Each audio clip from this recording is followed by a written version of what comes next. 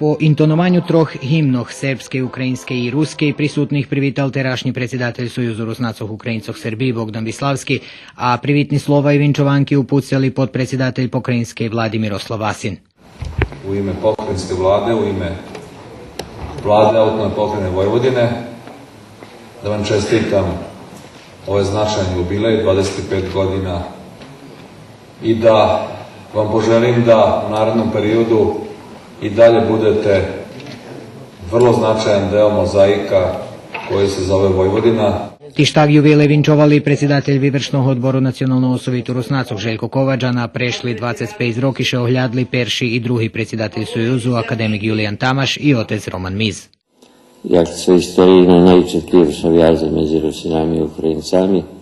tak i budućnost Rusinov bez Ukrajincov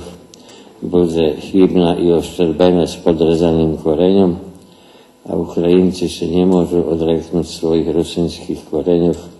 bo se odreknu svojej osmivjekovnej istoriji. Po privitnih bešedoh ušli dzela kulturno-umjetnicka programa na kotrej učestvovali 3 hori: Pastorala zo Žablju, Harmonija zo Novog Sadu i Kalina zo Indiji, špivacka grupa Bikičanki zo Bikić Dolu, jak i dueti i solo špivače zo Zverbasu, Indiji i Žablju.